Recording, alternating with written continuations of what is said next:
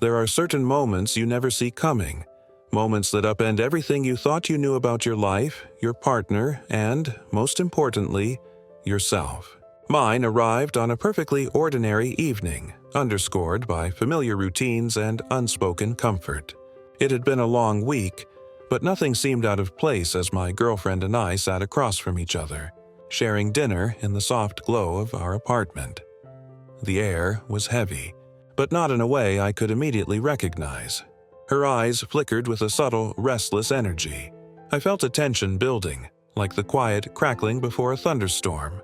We talked about work, chores, the show we had just finished watching, but I sensed something unsaid lurking just beneath the surface. Then, out of nowhere, she broke the silence. Her voice was low but clear. "I need space to explore my options." Time froze. For a split second, all I could feel was a gut punch, like my heart had been yanked out and discarded, leaving only confusion and a deep, primal urge to panic. The words bounced around my mind.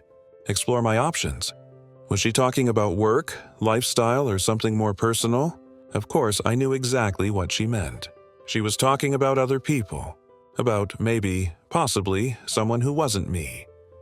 My instincts kicked in, fear, desperation, self-doubt, all clamoring for attention. I wanted to plead, protest, fight for the relationship.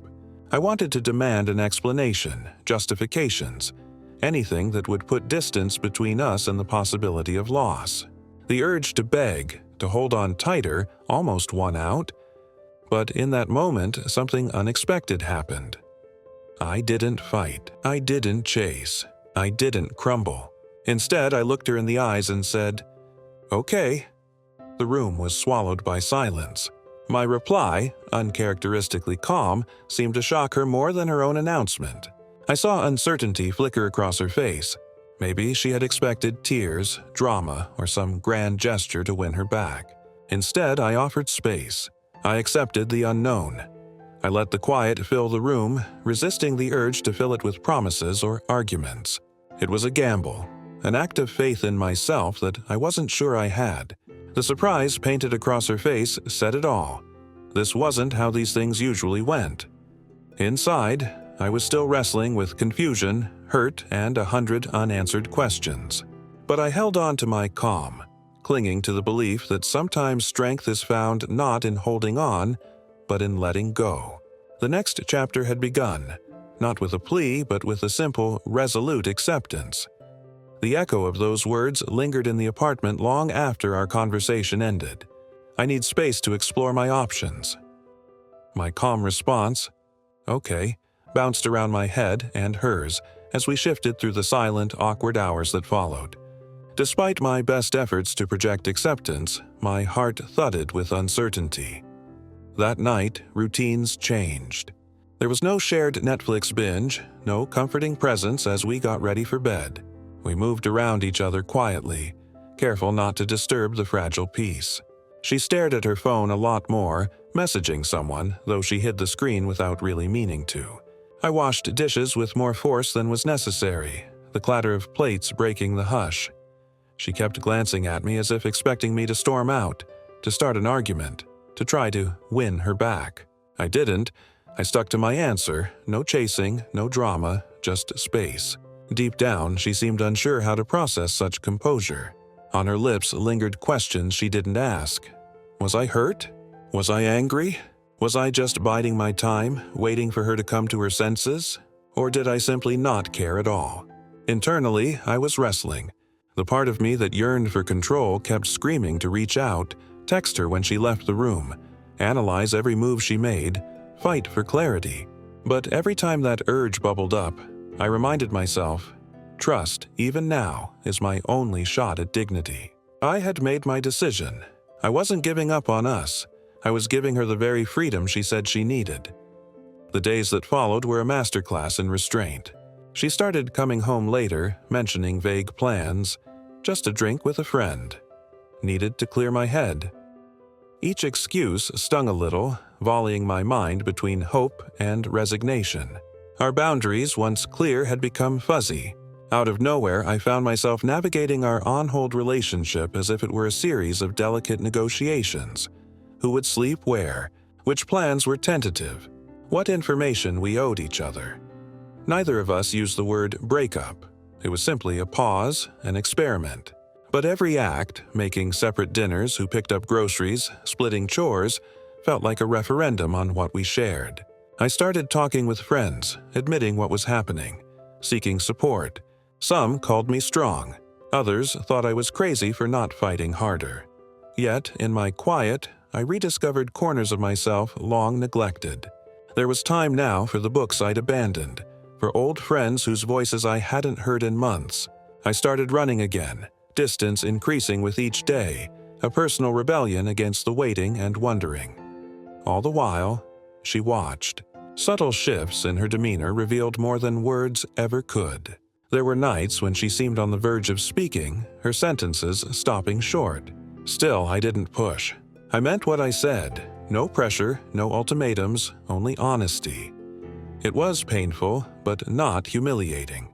Letting go with dignity, choosing to embrace the unknown rather than clinging out of fear, became an act of profound self-respect.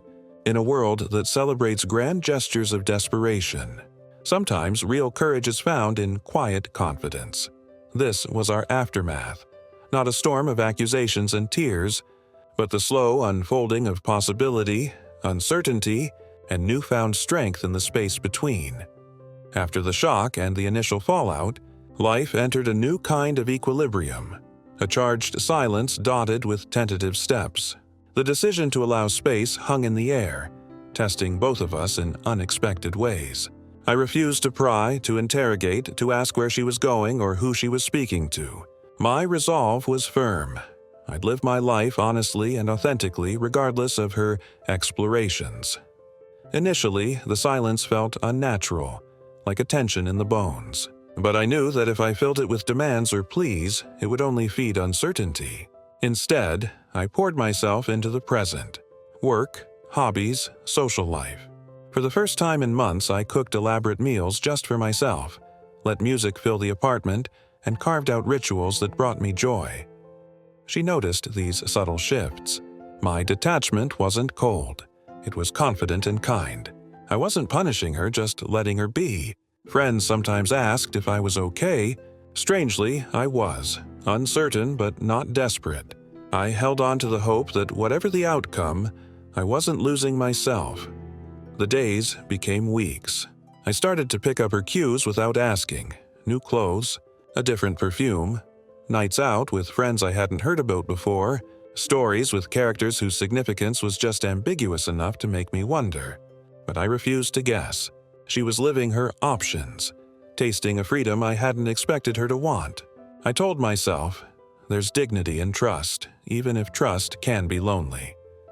Sometimes, late at night, I'd hear keys at the door and feel a flutter of hope. She'd seem distant, searching for something in places conversation couldn't reach. Yet, occasionally, she'd linger, joining me to watch part of a movie, or simply sitting beside me in calm, reflective silence.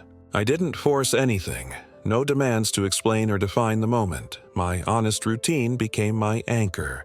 I ran farther, read deeper, reconnected with family. Every day, I tried and sometimes failed to let go of the urge to control or compare.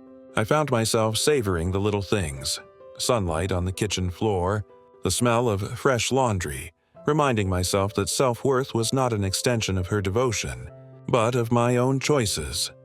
Gradually, my lack of reaction became its own kind of power. It shifted her perspective and actions in subtle ways. The absence of pressure created space for genuine reflection. Sometimes I caught her watching me, an unreadable expression on her face, a mixture of surprise, admiration, maybe even longing for the certainty I still managed to embody. In conversations, we rediscovered candor. Awkward, yes, but honest. She shared fragments, what she found out there, what she missed, what she learned about herself from the options she thought she wanted.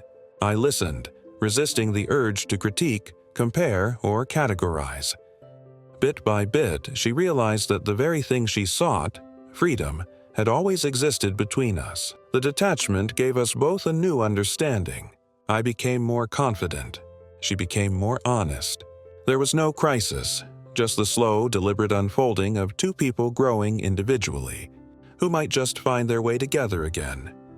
This silence, once so terrifying, became transformative, a space for self-discovery, growth, and authentic reconnection, whether together or apart. It didn't happen in a rush or with any grand gestures, just a slow return, an unexpected warmth re-emerging between us. After weeks of living with the pause in our relationship, something shifted. My partner started to circle back, not because she was desperate or because her options had failed her, but because she was genuinely reflecting. The air between us cleared, and a new kind of honesty took its place. One evening, she lingered by my side, fiddling with her bracelet, her expression thoughtful. I sensed the moment, to have the kind of conversation people spend lifetimes avoiding. She spoke first, voice soft but steady. "I thought exploring options would fill a void," she admitted, "but it just made me realize how much you respected me and how rare that feels." I listened, holding space for her to unravel the complicated emotions. She described the adventures she'd tried, the connections she made, and, most importantly, her realizations. None of the new experiences held a candle to the peace of being accepted as she was, without pressure or expectation. We talked about our feelings. Mine, surprisingly calm. Hers, remorseful, curious, even grateful. I admitted my pain, confusion, and fear, but I made it clear my acceptance was real, not a tactic.